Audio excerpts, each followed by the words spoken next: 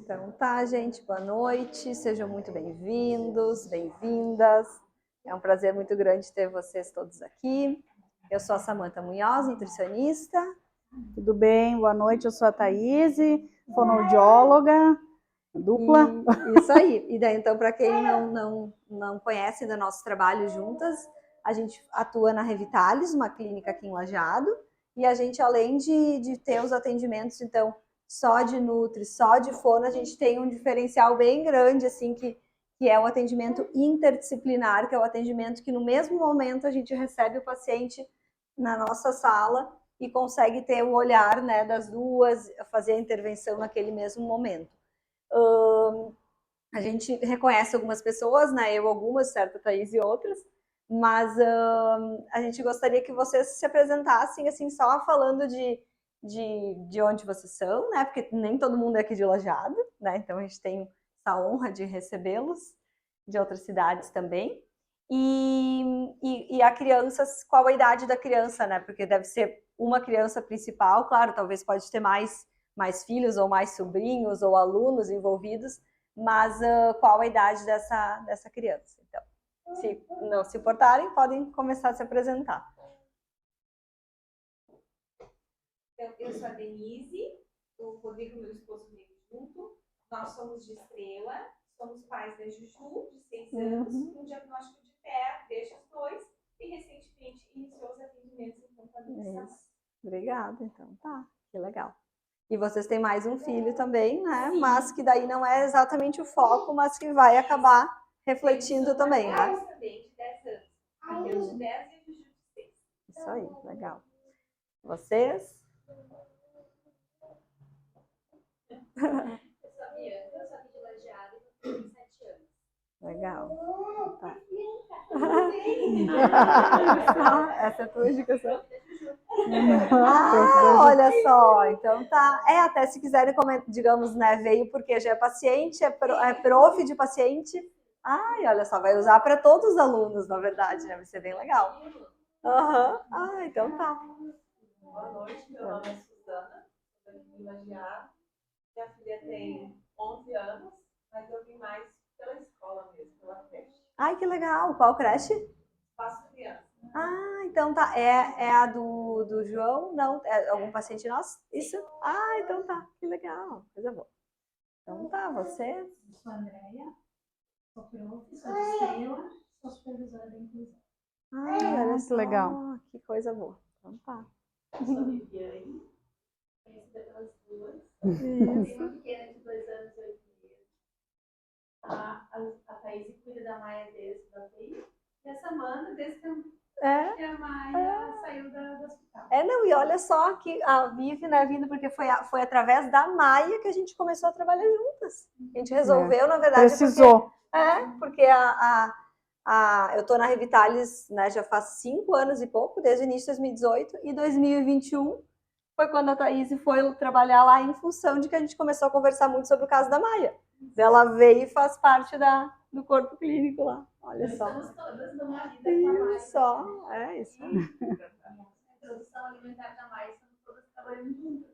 Isso aí. Que legal. Então tá. Eu sou a Michelle, eu fico com a Maia de tarde e eu trabalho também numa escola de educação infantil de Lajeado. Olha que coisa boa, bem-vindos. Então, também contato com bastante criança para poder estar agregando, né? Que legal, olá, bem-vinda. Vontade. Lá atrás? Eu sou o Roger, sou o pai do João, 7 anos, ele tem diagnóstico também. Que legal. Então, tá. Aqui na frente? Eu sou a Vanessa, sou fono da Fluir Encantado. Tá, legal. Tratamos pacientes em comum com a Thaís. Viemos aí para Que legal, coisa boa. Sou a Manuela, também sou fono. De conjunto, eu e a Vanessa, agora o nosso próprio. Que bom, olha só. E desde a minha caminhada ali dentro da faculdade, eu tenho mais atuado nessa parte de alimentação. Coisa boa. Então tá, vamos trocar ideias. Então. Muito legal. Isso aí. Eu sou a Maureen de Lajado e vim pela minha filha Natália de 4 anos. Colega da minha filha, Bianca. Olha. E ali atrás também, mais uma mamãe, olha que bom. Sou a Mariana, também aqui de Lajado, colega das meninas. Então tá, legal. Cresci, estamos morando aqui em Lajeado, eu estou representando a minha filha Priscila, e meu neto é o João Pedro, que é paciente de vocês, também é aluno da Espaço Criança, tem 3 aninhos e estamos investigando a possibilidade de ter algum transtorno, né? Sim, um prazer ter vocês aqui. E ali atrás? Ah, tá, a mãe. Mais uma Juju. O Bruno somos os pais da Júlia, que também está tratando a versão alimentar dela. Então tá. Também por prematuridade, né? Mesma também, questão também. da prematuridade extrema. E muito legal que a E a gente Mica? tem. Daí chegou por último. Olá, eu sou a Mica, terapeuta ocupacional. Como eu estou atendendo na clínica e na ecoterapia, que tem alguns pacientes também com tudo, eu vim aprender mais. Que legal. Que bom, gente. Então tá bem assim diversificado mesmo, profissionais, professores, né, profissionais da educação, da saúde e cuidadores, né? Então, e pais, né? Muito bom, avó, tudo. E deixando claro que não é um momento de explanação teórica, muito menos rígida, inflexível, né? Tem que ser pensando como são os nossos atendimentos. Que a qualquer momento alguém queira falar alguma coisa, queira tirar alguma dúvida que a gente, né, que consiga ajudar, ou daqui a pouco todos nós possamos refletir juntos, essa é a ideia.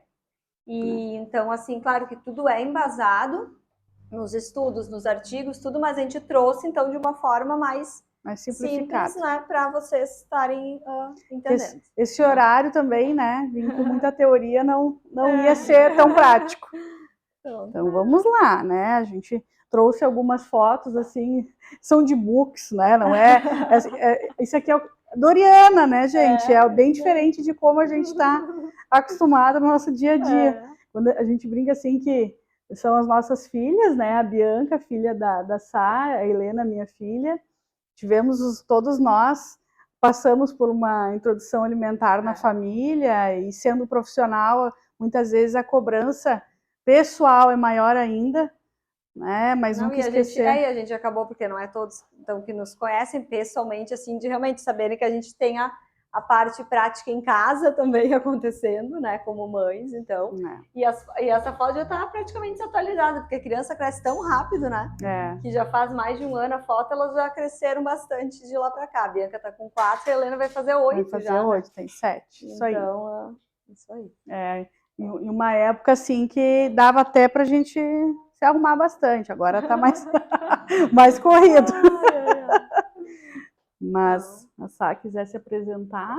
Bom, mais assim um resuminho para saberem que eu sou nutricionista desde 2010, formada aqui na Univates, e daí depois eu fiz 2 pós no Moinhos de Vento. Uma era mais nutrição clínica, e desde 2014 eu fiz essa pós de nutrição materno-infantil, que foi quando eu, de fato, comecei a atuar na nutrição materno-infantil, e de lá para cá, cada vez mais eu fui focando nesse público. Hoje é o que eu atendo. São as gestantes, os bebês desde a barriga até, né, ficarem grandinhos e atender a família toda.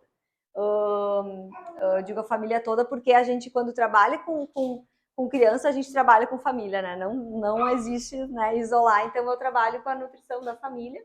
E eu fiz pós também em neurociências, educação e desenvolvimento infantil. Recentemente, sou consultora em amamentação, e que eu acabo dando esse suporte todo, então, desde a gestação, da Inácia, amamentação, introdução alimentar e dificuldades alimentares. Eu percebi que não tem como a gente trabalhar separado mesmo, sozinha, né? Por mais que seja a introdução alimentar, tu até vai saber indicar os alimentos e como fazer como nutricionista, claro. Mas se tem uma introdução alimentar que já é difícil, que já é de um paciente prematuro, que já é de alguma coisa, tem que ter a fono junto. Não adianta, né? A gente precisa. Então, é desde a introdução alimentar que a gente trabalha juntas, e principalmente a dificuldade alimentar. Então, é sempre junto. Sim. Então, eu sou a Thaís, Billner Goetze Falavena, sou de Venâncio Aires, né? Ah, tá, tem que trocar o slide. Ele vai. Ah, tá. Sou de Venâncio Aires, mas morei 15 anos em Porto Alegre, me formei em fono na primeira turma da Federal de Ciências da Saúde, fiz o mestrado em patologia na época e fiz a formação do Get Permission Approach, que é uma formação que acontece com uma americana, Marsha Duncline, que é uma mestra assim, na área, falando em recusa e seletividade. Então, fiz essa formação lá em São Paulo, presencialmente, em 2021, e foi da água para o vinho. A partir daquele momento que eu entendi que a gente precisa olhar a criança além da comorbidade, né? Porque como fono a gente olha, não, mas é porque é prematuro, não, porque é hipotônico, não, porque tem isso, não, é porque é sensorial. Não, independente do que a criança tenha, a gente precisa saber como tratar. E nisso eles são todos iguais, né? E foi nisso aqui que a gente se achou mesmo, quando a gente se Isso. encontrou, porque fono, num geral, todo mundo pensa assim, se tu fala, ai, meu filho vai na fono, acho que é fala, né?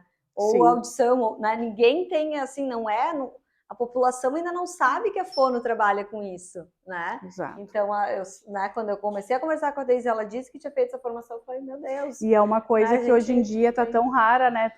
Praticamente encontrar 3 fonos e uma TO juntas, isso vocês já imaginem que tá difícil, né? A demanda tá muito grande.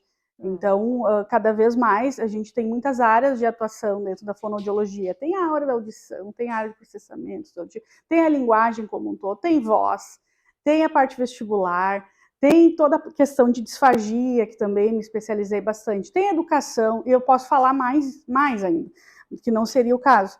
Mas a parte de alimentação não é focado só em competência de se alimentar.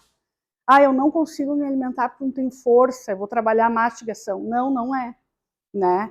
A fono, ela tem uma noção muito grande do que neurologicamente acontece com uma criança que não consegue sentir o alimento na boca, né? Ela tem esse reflexo. E então eu fiz uma formação muito importante que eu trabalhei, tive a oportunidade de trabalhar 1 ano junto com a Patrícia Diniz, que é uma fono, bastante referência na área, em Porto Alegre, então eu atuei 8 horas por dia coladinha do lado dela, né, e aprendi bastante durante quase 2 anos, 1 ano no Hospital Presidente Vargas, mais 1 ano no consultório particular, e vim com essa caminhada, né, ela é uma pessoa que hoje é referência em todo o Brasil, tanto que semana que vem tem um congresso internacional de fono, ela vai palestrar, né? Eu vou estar lá na primeira cadeira para assistir ela, um renome na área. Então, assim, não existe no interior pessoas com essas formações e cada vez mais precisa ter, porque as situações estão muito críticas, né? Então, eu me especializo muito nessa área, acabo atendendo crianças com autismo, com paralisia cerebral, síndromes também, né? Síndromes raras, já há 12 anos, esse ano já são quase 13. Fiz uma pós-graduação na PUC também, em 2014, e nesse momento estou finalizando 2 pós-graduações, uma em hospitalar, parte de intensiva, e outra em disfagia, que eu atuei bastante tempo em UTI, neonatal e pediátrica. Então, essa experiência de atuar dentro da UTI me fez querer trabalhar quem está fora, né? Porque é muito complicado só ver a situação tão difícil lá dentro de um hospital, mas não reabilitar. Né? Então, hoje a ideia é a reabilitação. Né? Então, vamos lá. Acho que, como tu disse, né, Sá? Já vai chegar ali o slide, ele está em PDF, está um pouquinho lento. Mas esse projeto, ele é um projeto interdisciplinar, por isso que, às vezes, as pessoas estranham, mas ele acontece ao mesmo tempo. Como funcionam as consultas? As 2 juntas. A gente sabe que isso, às vezes, economicamente, é um fator que pesa, mas a gente consegue, às vezes, assim, intercalar, avaliar, modular, mas o ideal é orientar.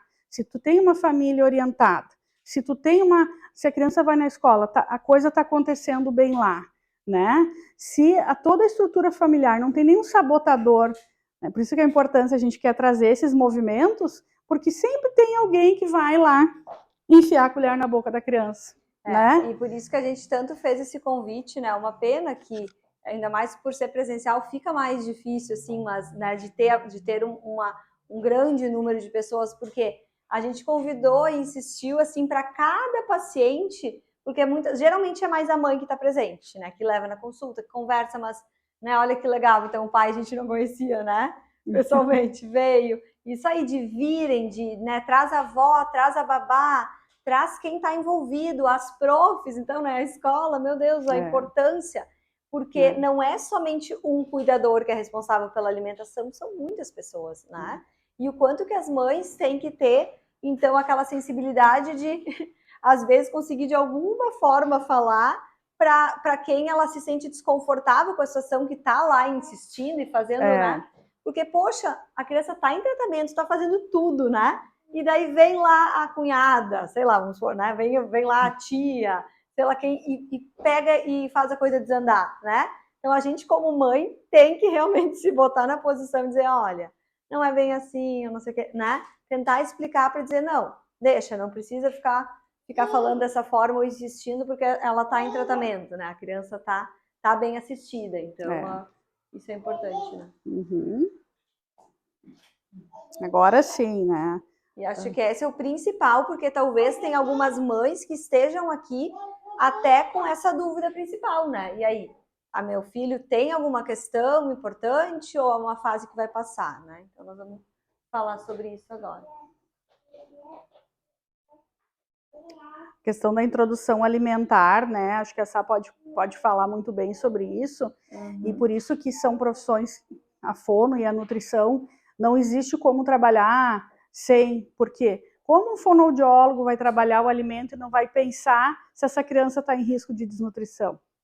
Porque se ela está desnutrida, eu posso fazer ela comer o que for, né? Eu vou estar trabalhando a parte alimentar, mas eu preciso em algum momento chegar num momento que aquilo ali vai ser suficiente para ela, que ela vai ter uma saúde preservada, né? Ou se precisa suplementar. É muito arriscado hoje um fonoaudiólogo dizer, não, eu vou trabalhar a terapia alimentar e a gente consegue fazer com que a criança coloque tudo na boca. Existe técnica para isso, tá? Mas o quê? Se essa criança é alérgica, né? Muitas vezes. E se essa mãe realmente tem a expectativa de fazer saudável mesmo, né? De querer estar proporcionando os alimentos mais adequados ali, vamos juntar uma coisa com a outra, né? Quando eu falo, voltando um pouco ali, só para outro slide também, de é uma fase ou vai passar. A gente vai estar falando ao longo da palestra, então, sobre isso, porque, sim, tem uma diminuição do apetite da criança lá por volta dos 2 anos, né? Ela acaba que ela não cresce mais, não ganha mais peso na proporção que ganhava.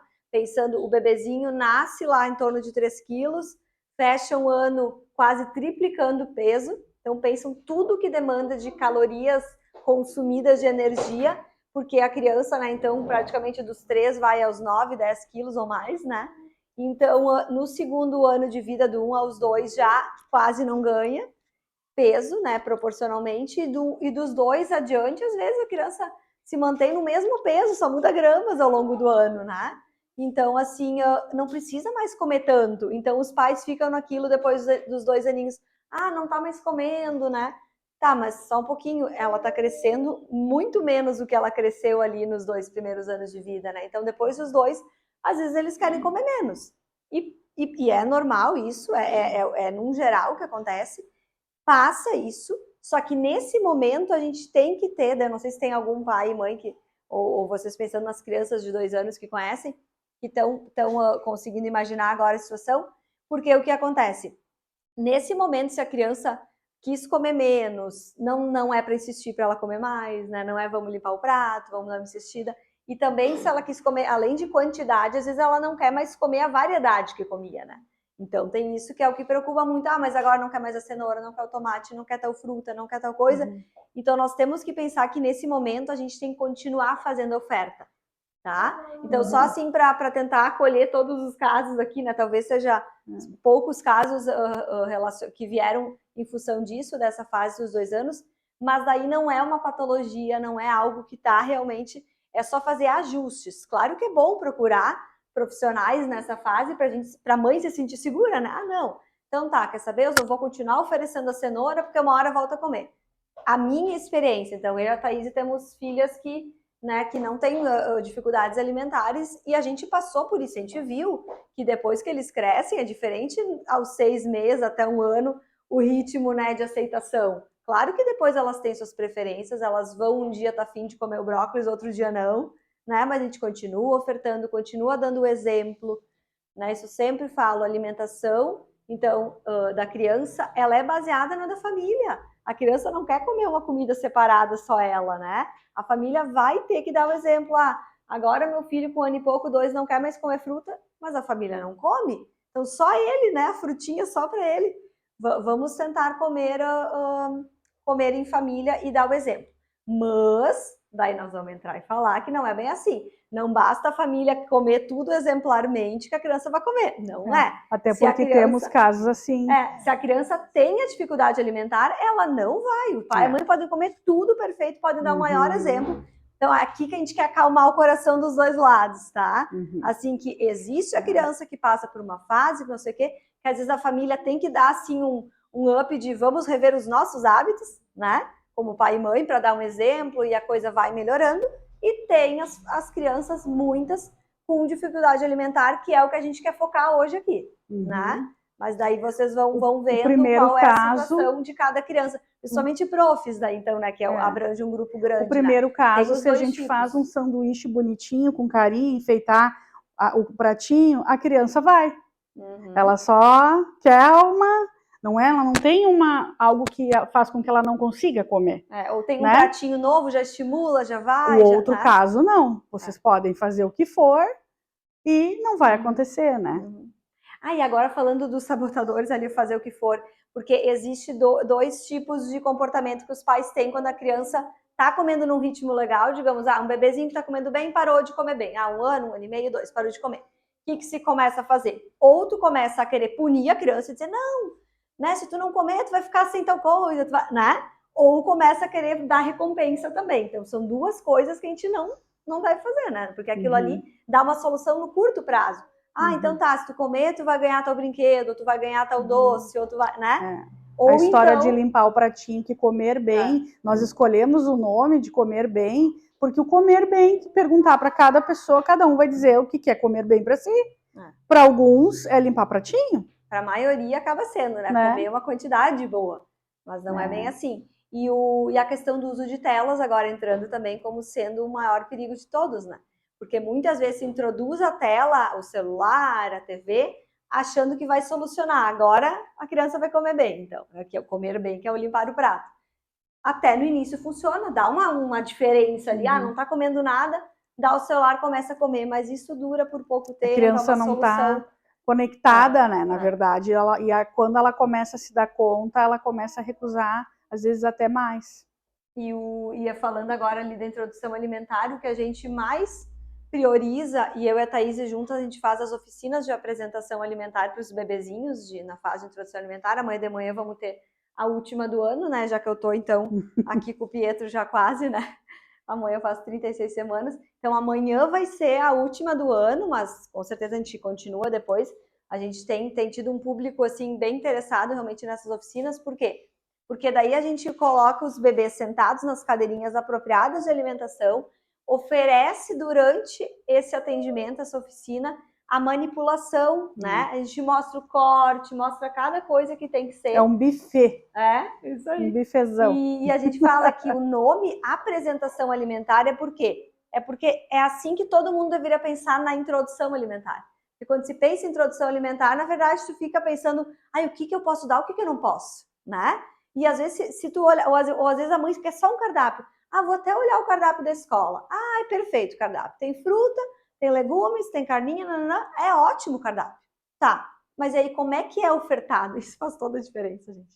Então é isso que a gente quer falar agora. É o jeito do preparo, misturou, liquidificou, deu pedacinho, quis dar pedaço. A criança tá vendo o prato, alguma vez ela vê o que tem dentro do prato? Ou ela só recebe, né? Ela tem contato com o alimento. Ela pode chegar perto, ela pode se lambuzar, né? Então, assim, a introdução alimentar é assim, poderia ser uma palestra só sobre isso, e mais longa ainda, né? Mas a questão do contato, né? Eu queria frisar que não é incomum quando as crianças chegam para o nosso atendimento, a gente tem um gramadinho, assim, falso, assim, no consultório, em formato de tapete, e as crianças, às vezes, não querem se aproximar daquele gramado.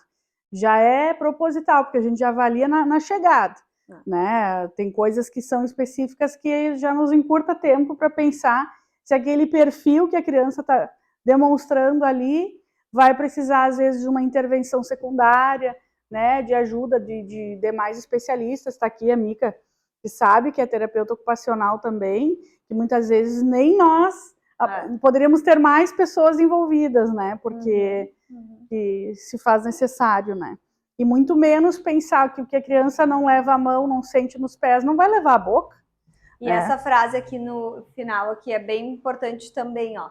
Quando a gente recebe uma criança que ainda está ali dentro do primeiro, do segundo ano de vida, ela tá na fase oral e ela leva tudo para a boca. Todo mundo lembra, né? Que tem que cuidar com as pecinhas pequenas, que não sei o que, a criança leva tudo para a boca. Então, gente, por que não proporcionar isso de deixar a criança tocar em todos os alimentos? Que ela vai levar para a boca. E quando a gente faz uma anamnese, né, Sá? A gente pergunta, seu filho levava as coisas? Não podia dar o que fosse, nunca levava nada à boca. Nem o mordedor, então, quando a gente recebe a criança maior, que já passou da fase da introdução alimentar, a gente sempre quer saber como foi, né? Às vezes a criança vem com dificuldade na introdução alimentar, mas é mais normal até elas virem maiores e a gente quer saber o histórico. O que a gente quer saber também? A gente quer saber lá de quando nasceu, tinha muito choro, tinha muito desconforto, já levou até em gastro, deu remédio para refluxo, como é que foi tudo isso aí, né? É o que nós vamos agora entrar e conversar. A questão, acho, das preferências, acho que tu já falaste, né, Sá? Que a criança... E daí foi isso ali, porque a fase, né, de que a criança pode estar passando só porque ela começou a descobrir o mundo, ela tem as preferências dela, tudo isso até os 2 anos, então é normal tá acontecendo, né? Aqui tem a gente queria falar um pouquinho sobre o distúrbio alimentar, que não faz tanto tempo assim, desde o ano passado, existe um CID para distúrbio alimentar. Até então, não existia uma patologia com nome e registro, né? Tanto que para encaminhar, o pediatra encaminhava para fono ou para nutri, olha, tem isso, parecia que tinha que justificar. Para os planos de saúde, então, era uma tragédia para conseguir alguma coisa. Hoje tem CID, então a gente pode, principalmente pensando nas crianças que estão na escola, colocar e fazer um laudo com registro e com CID, que faz com que a escola tenha que ter um olhar diferenciado. Na prática, funciona assim, a gente entra em contato com as escolas, a gente explica, todo mundo desconhece, todo mundo, inclusive os pediatras, desconhecem, né? Então, é severa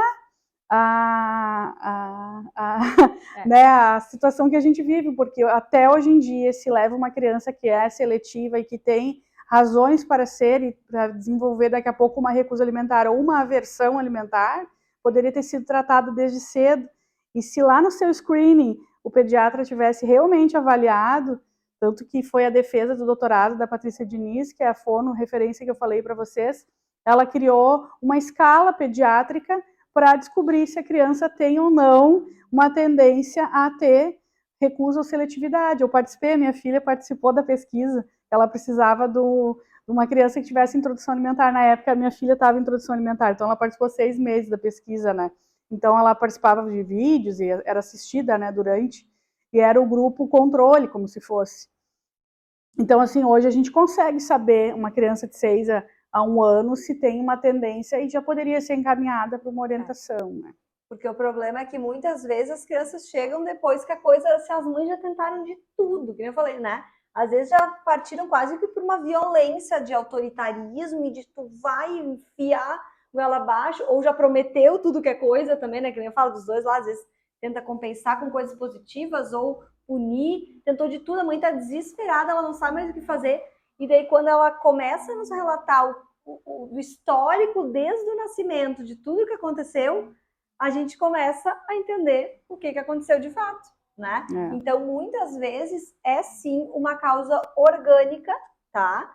Que daí a gente fala de questões gastrointestinais, né? A gente vai estar agora falando ainda mais disso. que é o quê? Que daí explica que aquela criança tem um trauma, realmente ali aquele refluxo, aquelas questões intubações, também do UTI. prematuro, tudo dificulta muito. Então, assim, ó, uma frase que a gente gosta sempre de falar que é o quê? Não é frescura, não é manha, não é birra. A criança não escolheu não conseguir. É diferente não querer comer, né? Ah, hoje eu não quero comer isso, não sei o quê. A gente sabe que é diferente, digamos, né? Se tu tem um filho ali, eu sei que a minha filha às vezes diz, eu não quero comer isso, sendo que é uma coisa que ela sempre gosta de comer. Na hora é questão comportamental, ela não tá afim, às vezes é bem aquilo também do não tá no dia bom, aconteceu alguma coisa, chateou, né? Mas é diferente da criança que não consegue, gente. E ela não consegue também dizer isso em palavras, né? Eu tenho um trauma lá que me deixa, né, naquele desconforto. Então a gente tem que avaliar caso a caso para poder dizer, eu não posso, antes de ouvir a história de cada uma de vocês, dizer o que está acontecendo com a criança de vocês, né? Agora, até falando só, o próprio TEA já vem, na verdade, carregado disso tudo, né? Que são coisas que a criança sensorialmente não vai conseguir. Não quer dizer, às vezes ainda está associado à questão gastrointestinal, daí fica mais grave ainda. Ou comportamento, né? Então, que a criança entende que aquele comportamento, ela adquire comportamentos, né? Também. Mas ali é só a questão do dado, né? Que de 25% a 40% das crianças saudáveis apresentam. Então, imagina as crianças que têm alterações, né? Que a gente vai citar, então, são 80%. Onde estão esse público? Esse público está nas escolas e é aquela criança que não come nada, né? Aquela criança que vive de ar, que a gente escuta. De leite, né? E daí a escola fica as duas questões, né? E agora, o que a gente faz? A gente fica abrindo exceção para esse aluno ou não? É muito difícil, a gente fica dos dois lados, né? Porque a gente tenta ali compreender a escola e ajudar a escola, e tenta também entender o aluno, os pais, né? Os pais do aluno. Então fica toda uma situação assim, tá, mas a criança que não tá conseguindo comer, porque ela não consegue, é isso que a gente tem que se sensibilizar. A criança que não consegue comer, gente, não é frescura dela, né? É difícil, ela tá começando um acompanhamento, né, profissional para tratar isso. A gente não pode deixar ela passando fome, passar fome nunca é a solução, tá? Isso esqueça, independente, né? Então, e aí, o que nós vamos fazer? A escola vai ter que adequar algumas coisas, né? Mas também tem que cuidar, porque daí tem os outros coleguinhas que vão ver, fulaninho pode comer diferente. Aí vira algo comportamental. Daí vem isso. Né? Tem que ter muito bom senso e flexibilidade, né? Ali a frase que a Sá falou, que não é manha. A frase que eu disse. Porque a gente escuta muito isso, né? Não, eu acho que é frescura. E os pais já falaram, às vezes, daí diz, querem que a gente dê, que diga é frescura, né? Daí a gente diz, não é. Se fosse, ia ser tão simples de resolver. Com certeza alguma das abordagens teria resolvido, né? E a gente a Sá teve uma situação que ela ouviu de uma pessoa de idade, lembra? Que, não sei, tinha muita idade já, acho que 60 anos, né? Não foi assim. Que comia com chinelo do lado, passou a infância inteira, e ela relatou isso e chorou. Era um pai de uma criança, isso. Então às vezes já vem o histórico, né? Comigo era assim. E assim claro que se resolvia, antigamente era muito mais, nós vamos falar dos estilos parentais, que é bem importante aqui, e existia muito mais o autoritarismo do que hoje, né? Só que hoje também se foi para um outro lado de muita liberdade também, né? De deixa fazer como quiser, sem colocar limite nenhum. Então é difícil, né? Como tudo na vida educar, assim, como tudo na educação, é difícil o equilíbrio, né? Mas é isso que a gente tenta estimular para que aconteça. Aqui bem importante a questão até vou passar para esse lado, do degrau. A gente até tem um quadrinho no consultório, porque em todos os momentos a gente tenta falar, né? São dois iguais. Quem criou essa escala, né? Essa escada de alimentação é a americana, ali a Tomiki, e na verdade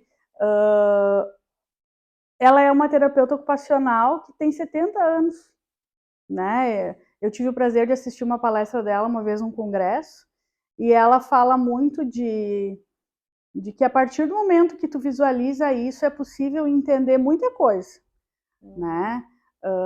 Principalmente que o comer vai se tornando uma habilidade a ser adquirida, né? Porque aí que eu queria que entendessem a questão da fono. Fono é muito técnica, né? Muita habilidade, muito isso para isso e para isso e para isso e para isso, né?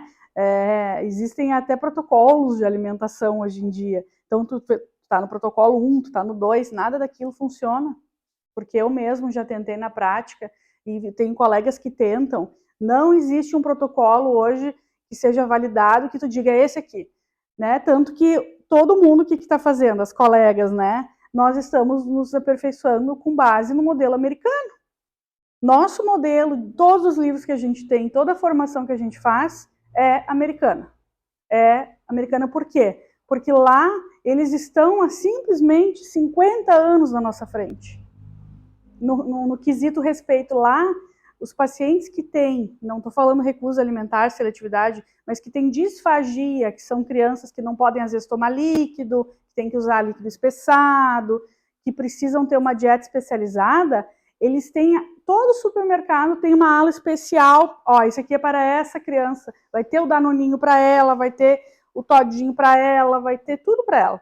Então existe um respeito a essa criança, porque o que acaba acontecendo, né? Eu tenho uma menininha que eu atendo que tem 12 anos que ela diz, essa comida me dá arrepios, né? A gente brinca, me conta o que te dá arrepios. Ela consegue dizer, né? Uma criança que foi prematura, que sofreu, e a mãe chegou e disse um dia, eu não sei mais o que eu vou fazer, e teve um respeito na família, nunca forçou nada, nunca. Mas o que acontecia? Ela não saía daquela... Né, ela precisou... Não basta não pressionar, não é isso? Ah, não vou botar pressão e a coisa vai acontecer. Não, a gente tem que ser guiado, né? Não é também só isso. Então, exato, existem as técnicas, né? Essa uma semana que eu fiquei lá comigo, ela dizia, ó, vocês vão fazer isso, depois vocês vão fazer isso, e funciona. Só que, infelizmente, às vezes não existe a continuidade, porque esse público é um público que tem comorbidades, então, que faz 1000 terapias, que fica doente, que interna, que tem a escola, que tem férias, aí tem Natal, tem feriadão. Então, gente, isso aí é uma confusão, né? No dia a dia. Quem fala em terapia é rotina. Rotina é semanal, quinzenal, quinzenal. Ou como vai ser feita a família, vai se programar, né? Porque isso aqui precisa acontecer. Se a criança não tiver esse entendimento, assim, de que, ó, eu me sinto à vontade hoje de botar a mão, amanhã eu me sinto à vontade de jogar a laranja lá na cabeça da tia Thaís, que nem tem umas. Hoje eu me sinto à vontade de cheirar, enfio o nariz, assim, né? Depois começa a querer realmente passar no rosto, no corpo. Isso não é de uma semana para outra, gente. Isso são, às vezes, anos. Eu e a Samanta temos um paciente de 4 anos que só toma leite. Apenas. Né? E hoje ele, quer dizer, veio assim. Hoje ele pega marshmallow, prega na boca, ele come pipoca, ele come o próprio, digamos, o cacau, que tem uma textura muito aveludada, isso. Ou a farinha ali, ele bota na boca, vai. Ele brinca de comer, ele enfia as coisas na boca e gosta. Nos aniversários, assim, a mãe manda fotos, assim, né, que ele vai lá, ele pega na mão o pão de queijo, ele tenta daí se incluir socialmente, né, porque senão ele se sente até excluído, né, ele já tem 4 aninhos, não é mais tão pequenininho. Então, e foi ali por uns 2 e pouco que ele começou, a mãe procurou, daí quando ele foi nosso primeiro paciente. Ele chegou assim, ele não tinha mais o que, ele só estava no leite, mas foi indo, diminuindo, que a mãe foi se dando conta que daqui a pouco estava só em 5, em 4, em 3, em 2 alimentos, quando veio foi parar só no leite, né? Então é difícil. E tem outra questão também, aceitação de diagnóstico, né? Isso é uma dificuldade também, porque a família tem que se permitir, né, aceitar, ir atrás, procurar os profissionais que precisam, porque senão a coisa também não engrena, né? Então, é importante. Mas é bem interessante, assim. E esse realmente é assim, a gente tem, quando abre a porta do nosso consultório, tá lá o quadro. Porque a gente fala, é isso aqui que a gente faz, né? O comer tá lá em cima, mas, gente, tem muito degrau para subir até chegar lá, né? E para quem chega para a introdução alimentar, a gente fala, olha ali, ó, A criança sobe tudo de uma vez, geralmente, né? Na introdução alimentar, a criança saudável. Que se a gente permite, deixa, né? Porque também, se não quiser sujeira, não quiser que aconteça bagunça, muitas vezes a introdução alimentar não acontece nesse fluxo porque a família não está permitindo. E daí também pode ocasionar depois, lá na frente, alguma recusa, né? De tanto que se puniu e se fez aquilo que não podia melecar, não podia sujar, e também pressionou e disse que tinha limpar prato, né? Então é toda uma questão. Existem as causas orgânicas, existem essas outras causas também que são relacionadas a isso, né? Aqui tem o ciclo da recusa. Na verdade, é uma imagem de internet, mas a gente achou interessante colocar, pensando naquilo que a gente vai falar, que é sobre a pressão, né? Então, eu posso chegar em qualquer momento e vou escolher vou obrigar a criança a comer. Então, o cuidador, não preciso nem dizer que para fazer isso, eu sempre digo, quando o pai e mãe sabe, se tu puxa o teu filho por algum momento, se em algum momento tu exige e tu é um pouquinho mais efusivo, não dói tanto na criança quanto na gente. A gente morre. Né? Eles já estão se reconstruindo, a gente tá lá achando, né, se sentindo a pior pessoa. Daí imagina um cuidador, um pai, uma mãe tentarem às vezes obrigar a comer, e gente obrigar a comer às vezes é simplesmente pegar um prato, largar na frente e dizer tu não vai levantar daqui enquanto tu não comer. Joga uma pedra, quem nunca disse isso, né? Isso aí não é incomum. Hoje eu ainda tava meu marido na mesa, dele olhou assim, ai, mas o pai fez com tanto carinho. Eu só olhei para ele assim, né? A gente vive isso, porque não é todo mundo que entende. E apesar de ser meu marido que entende, tá há anos, né? Participa dos congressos junto. Daí eu olhei, tu sabe que não é bem assim. Dele, não, eu tô brincando. Mas, sai da pessoa, porque é frustrante um pai e uma mãe fazerem de tudo e a criança não aceitar nada. É o mais normal tu querer e até tu dizer, ai, come pra mamãe ficar feliz. Gente! Ai, meu Deus. Pobre rica da criança, né? Mas, assim, tem várias caixinhas, mas o resumo disso é o quê? Quanto maior pressão, maior recusa. Isso. Mais pressão, mais recusa. E tem um outro fator que entra aí junto, inclusive falando da parte nutricional, é que maior pressão, maior recusa e maior desnutrição às vezes vai entrando, né? Porque mais recusa alimentar, não tá comendo, não tá se nutrindo. E às vezes é uma nutrição, claro que a gente vai ver só em exames laboratoriais a deficiência, e às vezes é a desnutrição que tu olha para a criança e tu vê que ela tá, né, perdendo peso mesmo. A criança nunca pode perder peso, né, porque eles estão sempre crescendo para cima, eles têm que ganhar proporcionalmente peso. Então, quando chega, eu percebo assim que quando chega um pacientezinho que já tá em baixo peso, o desespero dos pais é ainda maior.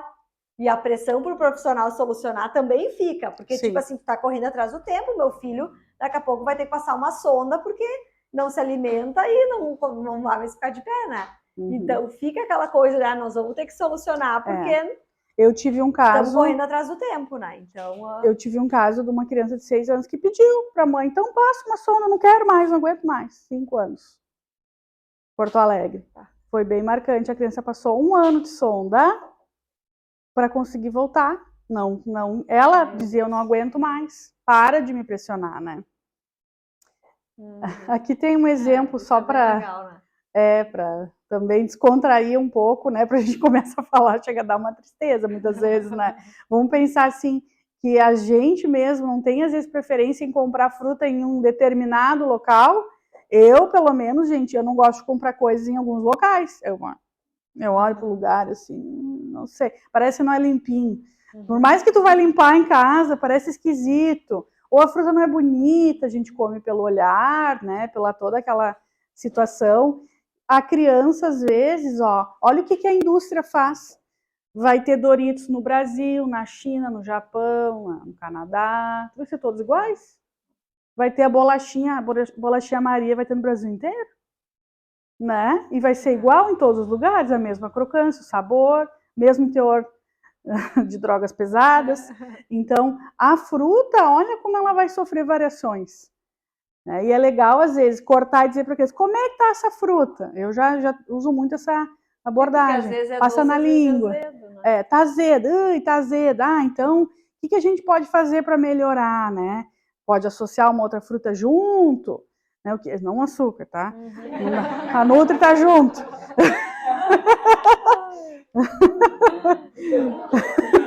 Mas, né, o chocolate, não, né? A gente pode pensar mas um cacau 100% dá, né? Foi assim que a gente conquistou uma turma e é legal, né? É legal. Não, e assim, para vocês verem como é difícil uma própria bolachinha caseira, né? A gente vai fazer na mesma fornada, na verdade vão ter várias, uma que ficou mais na ponta, ficou mais crocante, a outra menos. E quando tu for refazer a receita também, talvez saia bem diferente, né? Então, o quanto que é uma evolução para a criança que passa a comer coisas mais naturais. Não só fruta, mas também os bolinhos e as bolachinhas feitas em casa, né? Nós temos um pacientinho lá, o Matheus, que ele gosta tudo torrado. Mas a gente imaginou torradinho, né? Não, é queimado, ele gosta. Ele dizia, não, mais um pouco. Não, mas assim vai pegar fogo. Assim. Assim ele gosta. Né? Tá, isso agora veio isso que eu acabei de falar. Né? Maior pressão, mais recusa, mais desnutrição. E agora vem o ponto, assim, eu digo, é o auge, assim, da nossa conversa, que é a questão dos estilos parentais, tá? Então, ó, a questão das ações, do estilo dos pais, como é que eles agem na alimentação, é o que vai acabar refletindo nas crianças, tá? Então, isso também tem muitos estudos mostrando, né? Também é de uma americana, acho que a gente não botou o nome aqui, né? Mas é essa separação, assim, de estilo que a gente consegue olhar, que agora cada um de vocês vai olhar e vai entender. Talvez tenha alguns que não sejam pais, acho que se é só profissional, mas vai conseguir se identificar como é que eu sou, será? Como é que eu reajo com a alimentação da criança, né? Vai ter mais opções, então, gente. Às vezes a gente se vê num e se vê no outro também, tá? Mas ali começando, então, o responsivo, né? O responsivo, ele orienta a alimentação da criança, estabelecendo limites. Então, vou dar um exemplo de limite, por exemplo. Hora da refeição é sem TV ligada, é sem celular, é sem nada, tá? Quando se introduziu, é difícil tirar, mas vamos pensar lá no início, né? Como é que foi desde a introdução alimentar? Então, é um limite. A hora da refeição é na mesa, não vou correr atrás de ti, tu não pode comer no sofá, né? Então, alguns limites ele vai dar. Comem como modelo e conversam sobre comida de forma positiva. Então, assim, também não fica conversando só sobre comida, né?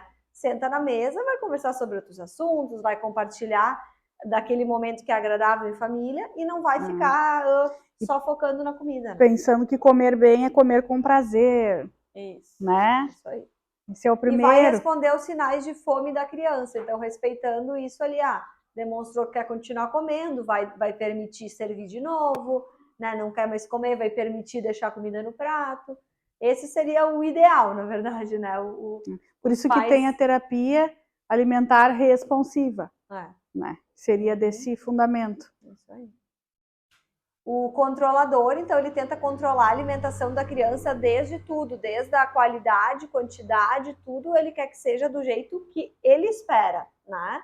Ele restringe alimentos da criança, ele diz que nem pode, às vezes ele fica restringindo questões assim não pode essa bolachinha, porque isso, não pode aquele salgadinho, não pode, né? Pressiona a criança para comer, então, suborna com recompensas. Então, sobremesa. Isso aí, vai ganhar tal coisa, né? E ignora os sinais de fome e saciedade da criança, né? Esse, então, é o controlador e que a gente chama também de autoritário, né? Então, quer falar isso? Tem o permissivo, o indulgente, né? Que não vai estabelecer limites. Eu diria que isso aqui é na casa da avó, gente. Pensem na avó, né? Não as vós que ajudam a criar, mas assim, seria esperado e ok, né? Mas não pode ser os pais e todo dia em casa na rotina. Não estabelecer limite, ou seja, assiste TVA, então vai ser rádio, vai botar os pés na mesa, assim. Um come uma hora, um come outra hora, não existe aquele contexto familiar, né? Alimenta a criança com o quê, onde e quando ela quiser. Eu brinco que é a história do Kiko, né? A dona Florinda dizia, são só 20 hambúrgueres, só 20 pedaços de pizzas. Ou seja, né? Independente do que fizer, vai ser recompensado sempre com a parte da alimentação. Prepara comida especial para a criança, ou seja, tudo não é aquilo que a família às vezes está come, Porque né? isso tem uma linha bem tênue, né? O prepara comidas especiais, porque também vai o desencontro do que a gente acabou de falar, que a gente tem que tentar Isso. fazer coisas para a criança, mas assim, digamos, né, a criança que está com aquela dificuldade alimentar, que ela só tolera o crocante, tu vai procurar fazer a batata mais crocante, não o purê, não. Mas ao mesmo tempo, às vezes começa a desde pequenininho querer fazer tudo, então sem limites, né? Tudo assim, é tudo como a criança quer. Então a criança se acostuma que tem que ser tudo do jeito dela e que sempre vai ter alguém disponível para preparar a comida separado dela, independente do que a família está comendo. Porque às vezes a criança ela tem realmente uma preferência. E disso vai se tornando uma seletividade. Como? Daquela dificuldade que a criança tem, às vezes, quando é relacionada a algum diagnóstico. Meu Deus, a criança comeu aquilo. Eu vou fazer todo dia, todos os dias do ano, todos os aniversários, vai ter isso, vai ter quanto ela quiser.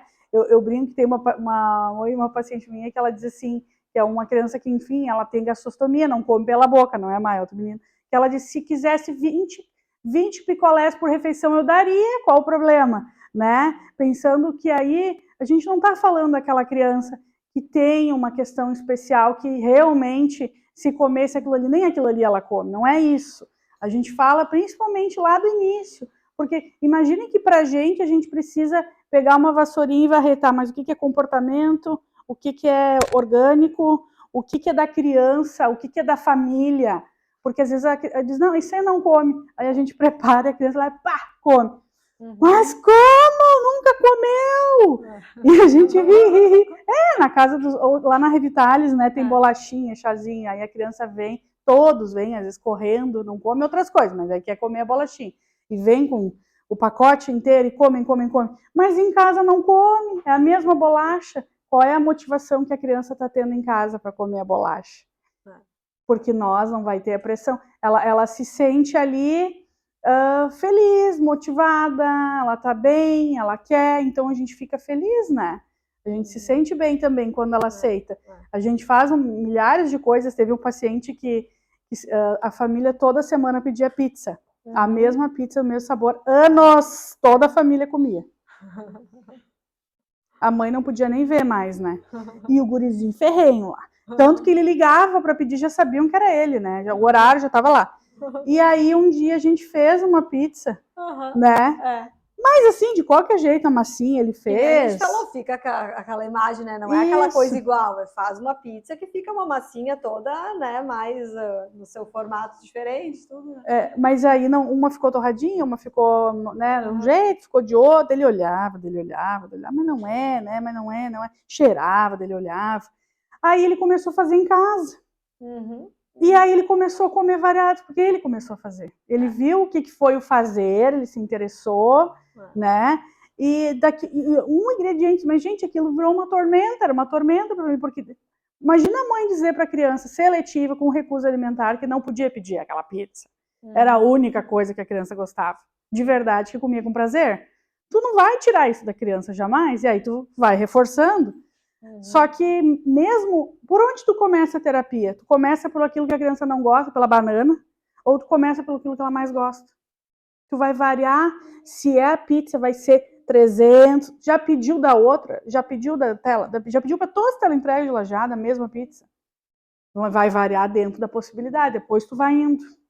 Existe uma sistemática, né, por trás disso. E alimentos novos, eles têm que estar incluídos num contexto positivo, com pessoas positivas, né, conectadas com aquela criança, e próximo de alimentos que já são confortáveis, né? Não vai botar ali, jogar uma fruta no meio, né, do nada ali. Vamos aproximar, vamos ter aquela rosquinha que ele gosta junto, vamos ter, né, outra coisa que ela vai se aproximando, né? E muitas vezes é assim, o se aproximar não é nem botar no prato. É simplesmente, tem criança que não senta na mesa porque na mesa tem salada, né? Então, lembrando a escadinha, né, do anterior, se aproximar, interagir é um desafio muito grande. Muitas crianças não chegaram lá, não subiram aquele degrau ainda. E a gente, se a gente fosse pensar em comer um sapo, a gente também não quer nem ver, né? Eu, quando assisto aqueles canais agora, tem os youtubers, tem uma youtuber coreana que come polvo, e a minha filha adora assistir aquilo, eu pensei, meu Deus, quem puxou? Ah, né? mas polvo é bom, polvo é bom. E aí, mas vivo, vivo, e eles cortam na hora e aquilo fica mexendo, ela vai lá e come, e tudo que é coisa assim. E aí, a Marsha Dunklein, ela sempre dá o exemplo, né, que eu acho fantástico, ela conta uma experiência dela, ela é uma americana, né, que ela foi para o México, chegou no México, foi para casa de uma fono, né, amiga dela, e aí disse, hoje vai ter prato típico. Ela disse, coisa boa, né, comer comida mexicana, coisa boa. Gafanhotos fritos dentro de guacamole. Tapas com gafanhotos, eles comem muito no México. E ela conta que eles abriram aquele negócio de hotel, assim, tanto que a gente até queria trazer para fazer uma brincadeira, assim, porque tu fica na expectativa, vem aquela coisa de inox, linda, maravilhosa. Eu fico imaginando um bolo já, né? Não sei o que cada um imagina, mas a gente até podia perguntar para cada um. Vai dizer, não, a costela, né, um bife, né? Aí, ela disse que quando abrir e vir aquilo, ela disse que quase teve um troço, né? E aí ela conta, como que tu faz quando tu precisa comer uma coisa que tu não sabe o gosto, que tu tem nojo, que tu não... Tipo comprimido, assim, né? Que tu fica assim, né? Toma, não toma, toma, não toma. Ela disse assim, que tu pega pelo pendinho, daí tu olha, aí tu arranca um pedaço, tu vê se sai tripa, daí tu olha, pega um mais sequinho de preferência, não com tripinhas molhadas, aí a questão dos secos, vê se não tem vísceras, né? Aí olha, daí ela diz, ai, passa na linha. Vamos ver se é salgado ou doce, ou vou morrer se eu vou comer isso aqui. Aí começa a sentir nos dentinhos, assim, né? Aí ela contando, e a gente se mijava rindo, né? É uma coisa bem engraçada. Mas foi fato real dela. Disse, o que eu fiz? Eu peguei o menor pedaço, facelei, enfiei no guacamole e engoli inteiro. E não mastiguei. Aí entra os nossos pacientes da fome, engole inteiro, má digestão. Tem muito problema de má digestão, muito problema gastrointestinal, porque aquilo que come já não come com saúde. Já não mastiga, porque o mastigar já é ruim. Né? Então, pode levar até um engasgo, uma disfagia, sendo que a criança nem tem. E então, por isso que a gente também trabalha muito junto com gastropediatra, né? É essencial. Porque, bom, nós vamos chegar depois nessa outra parte também falando do conforto. Esse conforto interno é importantíssimo. Né? Mas o resumo da ópera do gafanhoto é que a lembrança do curso, para todos que fizeram, é um imã de geladeira num gafanhoto. Eu tenho lá na minha casa, bem assim. Que é para lembrar todos os dias. Se eu fosse experimentar algo novo e fosse assim, é o que os meus pacientes... A Keitô me dizia o seguinte, experimentem botar cacos de vidro na boca. É o que a criança sente. Né? Então, a gente não pode, a dor, na nossa sensação, não tem como saber qual é a da criança. Então, a gente tem que variar dentro daquilo que é confortável para chegar numa diversidade, né? Ter conforto é essencial. E entender, é mais ou menos como também tu falar para uma criança, a criança que está sentada numa cadeira de rodas, tu não olha para ela e tu diz, levanta daqui agora, que frescura é essa que tu não, né? Que tu não está caminhando. A criança que não está conseguindo comer, né? Porque tu vai dizer que tu tem que comer. Então, falta esse respeito, essa empatia, falta conhecimento da sociedade, dos profissionais, todos, que nem a gente fala, muitas vezes até o próprio pediatra, né, não vai saber que aquilo ali não é frescura, né, e que a gente tem que saber lidar bem. Só faltou ali falar do último estilo parental, que é o não envolvido ou passivo, né? Porque daí também tem aquele que desiste das responsabilidades alimentares, não estabelece limite também, assim como o permissivo, ignora os sinais de fome e saciedade físicas e necessidades físicas e psicológicas da criança. Então, esse aqui, ele na verdade nem se dá conta, assim, que ele poderia estar fazendo alguma coisa, ele deixa a coisa acontecer, né? Come o que quer. Então... Quando crescer, vai melhorar. Essa é a ideia. Deixa assim que a vida... E daí, quantos adultos seletivos vocês conhecem? Muito adulto, né? Não é assim em comum, gente... vou receber tal casal de amigos. Até se por acaso for um casal de amigo novo, tu até pergunta, né? Come de tudo, porque é normal ter adulto que não come tal coisa, né? E eu sempre digo, uma coisa ainda eles vão comer, mas nada que eles comerem vai ser com prazer. É aquele tipo de pessoa que acha, eu não vou almoçar lá, eu posso almoçar lá, é 1/3 do preço, vou encher a barriga igual. Porque é encher barriga, é limpar prato, não é ter prazer, né? E aqui, principais sintomas do desconforto interno. Então, é por isso que a gente trabalha muito com gastropediatra e também com neuropediatra, né? São as duas especialidades mais, assim, em conjunto, porque são essas questões, então, refluxo gastroesofágico, o refluxo oculto. Aí tá o ponto-chave, tá, gente? Que às vezes, quando a gente pega o caso do pacientezinho maior, os pais falam que não tinha refluxo. Ah, mas chorava muito. Ah, mas tinha desconforto. Ah, mas não queria nem mamar também, eu não sei o que. Ai, será que não foi um refluxo oculto? Não tem como a gente voltar atrás, porque a criança cresceu e analisar, né? Mas daí, muitas vezes, se a criança nunca foi no gastro, a gente caminha para o gastro também para dar uma avaliada, né? E a criança ela não vai saber dizer, ela nasceu com aquilo, então ela não sabe o que é viver sem aquilo. Eu tive um paciente que dizia que tinha um foguinho na garganta. Um foguinho, né? Imagina, querido, e sabe? É oculto porque realmente não vem para fora, então não tem como, né, os pais saberem. Alteração gastrointestinal também da questão de constipação, diarreia, a PLV, que é a alergia à proteína do leite de vaca, ou outras alergias alimentares que causam desconforto grave. Às vezes o paciente tem tudo isso, tá? Daí tem essa terceira questão, que é a alteração neurológica, prematuridade, autismo ou alguma síndrome genética, alguma coisa. Então, às vezes, vem o combo todo, né? E a gente tem que saber que mais complexo vai ficando e mais devagar a gente vai subir degrau a degrau. Crianças que têm questões com crescimento, né, de limitadores de crescimento hormonal, enfim, são crianças que vivem uma pressão enorme, que só vai crescer se comer. Então, eles não têm nenhum fator ali, às vezes são síndrome de Noonan, por exemplo, mas só o fato de saber, nossa, eu quero crescer, eu quero ser o jogador, eu não quero ser o mais baixo da turma, tá, eu tenho que comer, mas eu não consigo. Ou eu como, aquilo daqui a pouco é suficiente para a criança, e aí fica a ideia de que teria que comer mais, né? Isso leva à questão do sobrepeso na vida adulta. Tinha que limpar pratinho. Vocês sabem quem que é a nossa família, né, gente? Eu que vim de família alemã, Deus o livre, botar comida fora no meio, da guerra, Deus o livre. Então era assim, ó, é aquelas dispensas furradas de comida, é aquela comilança que não tem fim e tem que comer tudo. E aí levar isso para a vida adulta, tu tem que comer tudo, como é que tu vai botar comida fora? Aí tu come o que sobra, o que tem, o que tá ali, e tu cria isso como hábito, é muito difícil, tá dentro da gente, né? Aqui a questão dos 4 Cs. É bem... Então isso também, a escadinha mostra o resumo de como a gente faz a nossa terapia alimentar, tá? Que é então respeitando cada degrau do olhar, do interagir, do tocar. E isso aqui é o que a gente explica para o pai e para a mãe que está com a criança que não está numa fase que vai passar, que realmente ela tem a dificuldade alimentar. Aqui os pais se acalmam o coração, assim, ó, eles entendem que vai ter que, para ter a competência, que é o final, né, a habilidade do comer, vai ter que ter uma boa base, que é ali a conexão, o conforto e a confiança antes. A criança não vai ter habilidade de comer se ela não tiver tudo isso, tá? Isso é uma imagem que vem de um livro também da Suzanne Morris. E o que acontece? Então, o primeiro C é a conexão. Essa conexão, ela é uma conexão da criança com o cuidador.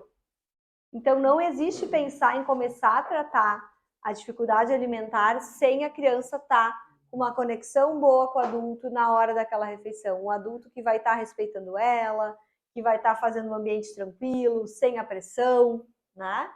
Depois disso, a gente tem que tratar o conforto. Daí não depende só da mãe querer fazer uma boa conexão.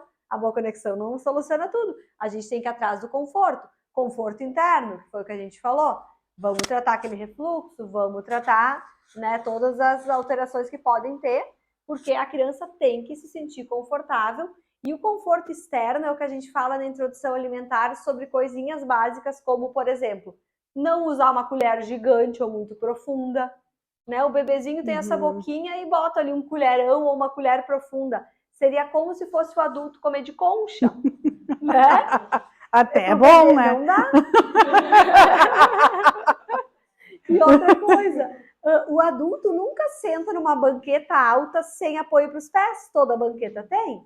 E daí tu pendura a criança numa cadeira, às vezes aquelas cadeirinhas que são de pendurar na mesa, fica os pés balançando a criança. Imagina um bebezinho ali, 6, 8, 10 meses, tá ali, né, mal se equilibrando e tendo que comer. Como é que ele vai vai coordenar tudo. É. Então, esse conforto é um conforto interno e um conforto externo, e tudo isso a gente explica na introdução alimentar. Então, assim, ó, se vocês conhecem gestantes, mães de bebezinhos que ainda não começaram a comer, falem. Gente, vão procurar orientação na introdução alimentar. Não é besteira, não é frescura também da mãe querer conhecimento. Ah, porque o pediatra já disse que pode comer batata, cenoura, não sei o quê. Ah, mas como oferecer, né?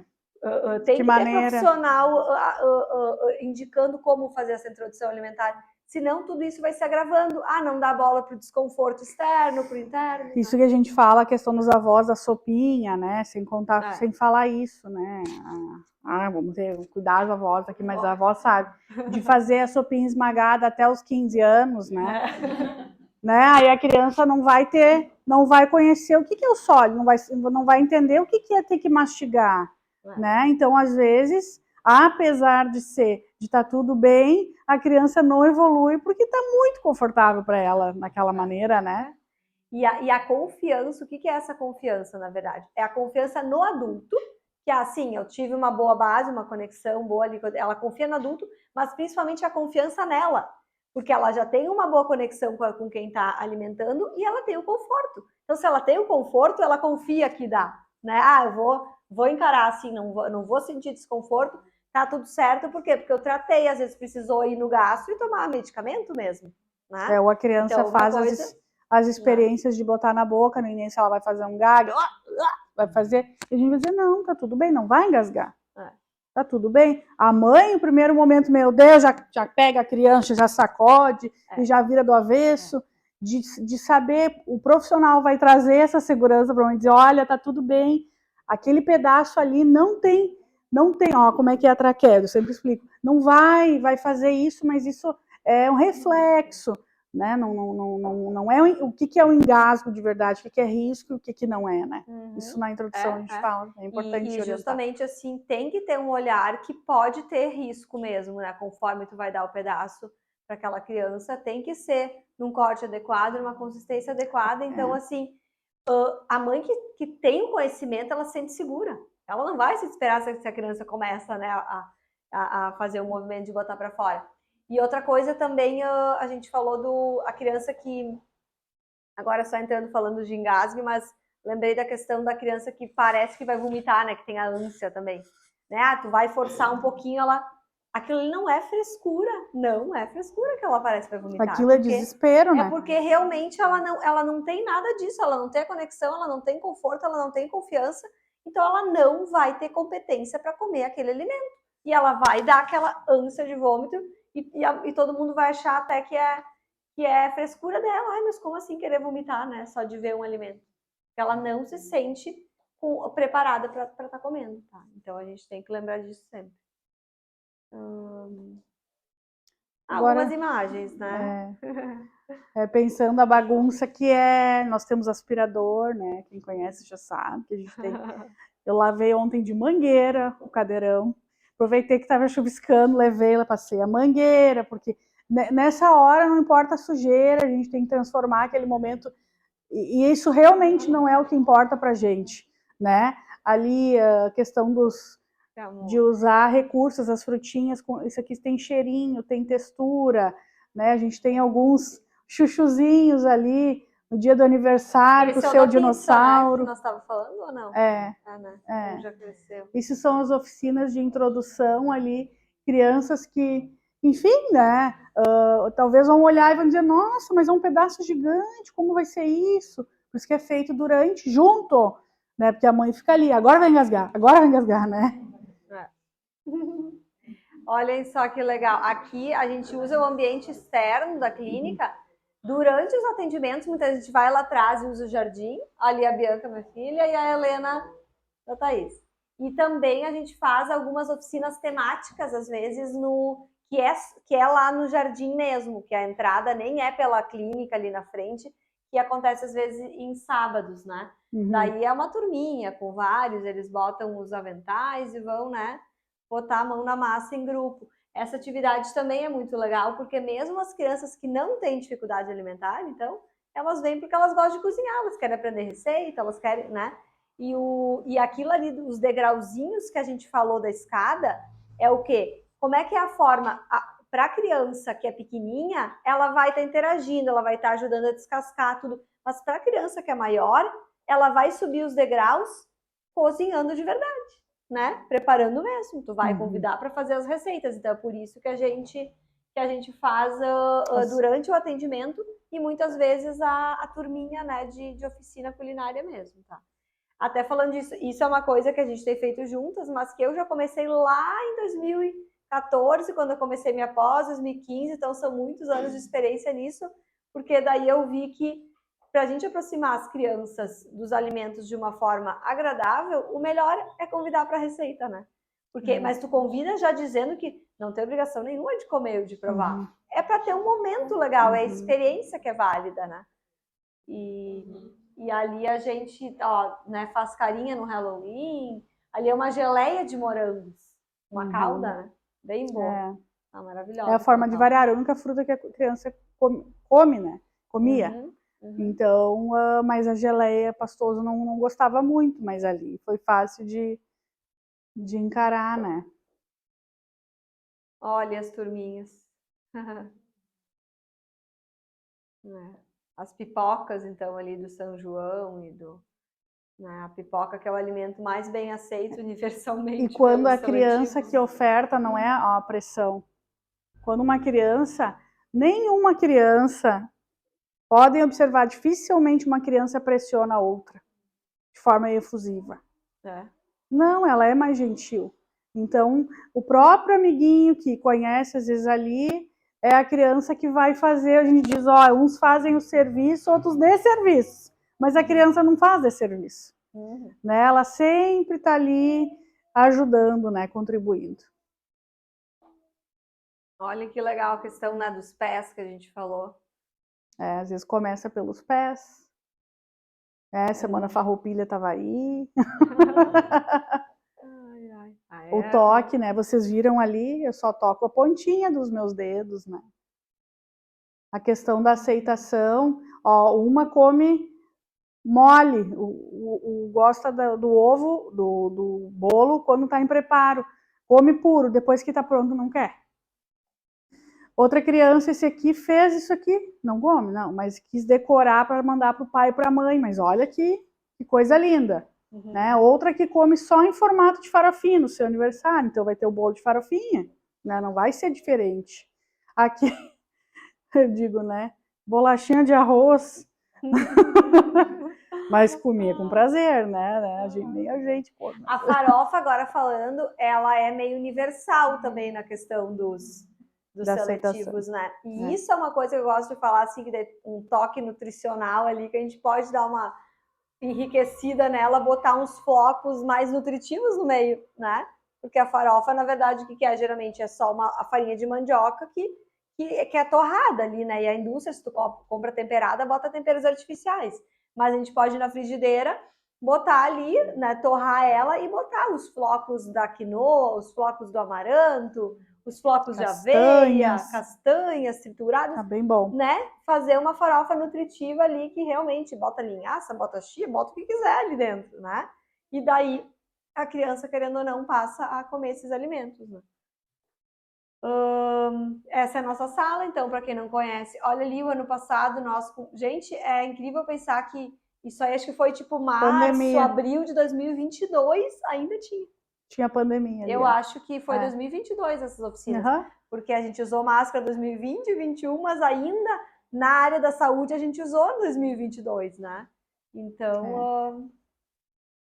Eu fui contabilizar ontem, né? Eu queria pensar, vamos colocar algumas fotos. Eu contabilizei, tem mais de 1000. Eu não sabia o que pegar, o que fazer, gente, de tanto material que tem, a gente tenta sempre registrar e mandar para as famílias. A criança que entra sozinha no atendimento é a nossa tentativa sempre, porque dela não se sente pressionada. Tipo assim, agora eu tô livre da minha mãe. Agora eu vou fazer o que eu quiser. E aí, eles aprontam também. Mas assim, eles entram e se divertem, fazem coisas inusitadas, enfiam os dedos nas frutas. É coisa de louco, assim. Mas o que é legal é que a gente registra. A gente sempre tira foto todo momento do que está acontecendo, porque aquilo ali a mãe, o pai, a família tem que estar presente, como se estivesse ali vendo, para saber o que ela tem competência de fazer, né? E essas turminhas, para vocês entenderem, as duas fotos à direita são as turminhas das oficinas de apresentação alimentar, então dos bebês, e ali é uma oficina temática que a gente fez De só para as verão. crianças. Acho que de verão, né? Foi do início de 2022. E tinha criança que não comia nenhuma fruta. Fez o seu espetinho. Ninguém fica falando, mas nenhuma criança, mas eu não como, eu não gosto. Ela faz e não come, e tudo bem. Leva para casa, mas às vezes em casa quer fazer de novo, daqui a pouco começa, tu planta sementinho. São crianças que não estão em atendimento, que vêm, né? Aqui mais algumas de atendimento, o ralar, como é legal, né? É importante. Eu quis colocar também que a gente tem paciente adulto, que tem disfagia, distúrbio de deglutição, e que aprende a comer com prazer também, porque comer quando tu tem medo de comer, que tu vai te engasgar, também é ruim, né? Daí mistura comida de verdade com comida de brinquedo, né? Ali a bandeja. Os sucos, né? Também é bem legal de estar usando. Só o fato, olha só essa cena ali da primeira foto. Só o fato de ter um monte de comida, assim, que é a principal aversão das crianças, tá perto, olha como essa criança se aproximou, né? A gente subiu degraus ali. Ela tolerou ficar perto. Porque às vezes tu mostra uma bandeja assim, a criança já sai para outro lado da sala, ou já quer até ir embora da sala. Então é bem. É isso, então. Né? Mas, na verdade, a gente está bem abertas, assim, vocês contaram um pouquinho para nós no início da onde vocês são, idade da criança, tudo, mas se vocês têm dúvidas, né, estamos bem abertas, assim, de vocês estarem compartilhando, assim, realmente a gente conseguiu suprir o que vocês imaginavam, nos conte, ficamos curiosos para saber, assim, podem nos contar. Tem uma colocação assim que me deixou emocionada esses dias, foi na minha casa sempre tem um exemplo, eu como muita salada, muita fruta, sempre montanhas de fruta e salada, e meu marido também, a gente até briga por salada, eu só quero pedir uma folha para ele, o resto para mim. Ah, é? Tá acabando? Quanto que tá? Eu vou desligar nessa.